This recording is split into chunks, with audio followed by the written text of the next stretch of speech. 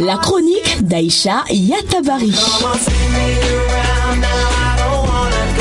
Pour décortiquer les faits d'actualité sociaux liés aux droits des femmes et des enfants, santé, hygiène, paix, humanitaire, retrouvez-nous les lundis, mercredis et vendredis à 7h. Rediffusion à 18h. La chronique d'Aïcha Yatabari.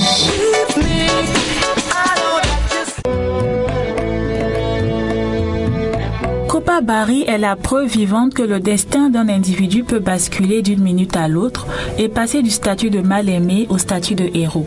C'est ce que je me dis en montant ce matin dans le dîner qui me conduit de Bassam à Abidjan.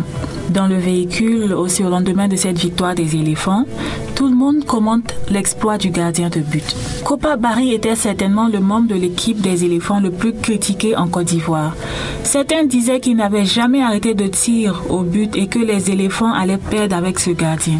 Il a fallu que Sylvain Bourreau soit blessé lors de la séance d'entraînement la veille pour qu'Aboubacar Kopa Barry joue la finale de la CAN 2015. Dans le dîner, le passager à mes côtés déclare: nous devons tous des excuses à Kopa Barry qui n'a pas critiqué ce gardien. Mais quelle belle fin de carrière.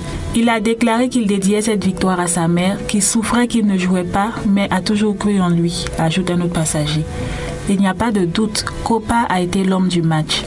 C'est alors qu'assise à ma place, je me mets à imaginer si Kopa n'avait pas arrêté le ballon du gardien ghanéen et s'il avait raté son tir, ce qu'il serait advenu de lui.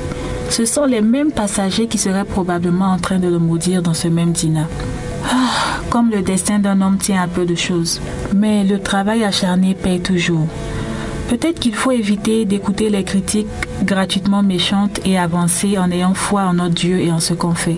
Bon, ne gâchons pas la victoire des éléphants avec ces tiraillements. Toute la Côte d'Ivoire est en fête aujourd'hui, toute ethnie, religion, bord politique confondus. Ce n'est pas pour rien que j'ai sauté dans les bras de ma voisine quand nous avons gagné, même si je sais que nous ne votons pas pour la même personne. J'ai entendu une femme Djoula crier au rond-point de Bassam lorsque nous sommes sortis pour fêter la victoire que c'était la coupe des Djoula. Et cela a failli ramollir mon enthousiasme. Il ne faut pas que des considérations politico-ethniques viennent ternir cette victoire de la nation ivoirienne. Pourquoi ne pas en profiter pour faire un hommage à Didier Drogba, qui a d'ailleurs fait une déclaration d'amour à Kopa Barry sur Twitter suite à la victoire. Je cite: Boubacar Kopa Barry, tu as fait crier ma belle-sœur jusqu'à « Je t'aime mon frère ». Les critiques t'ont fait grandir jusqu'à devenir un héros national. Après Alain Guaméné, Kopa Barry. Fin de citation. Didier Drogba, qui est un autre héros, qui s'est battu pour notre équipe, mais bon, le destin en a décidé autrement. Toujours est-il que c'est la Côte d'Ivoire qui gagne.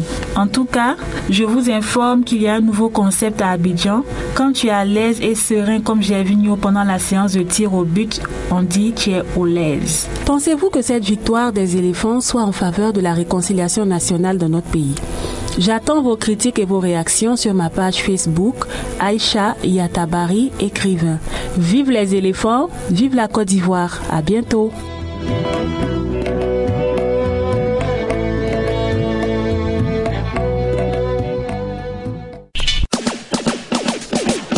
La chronique d'Aïcha Yatabari. Pour décortiquer les faits d'actualité sociaux liés aux droits des femmes et des enfants, santé, hygiène, paix, humanitaire, retrouvez-nous les lundis, mercredis et vendredis à 7h. Rediffusion à 18h. La chronique d'Aïcha Yatabari.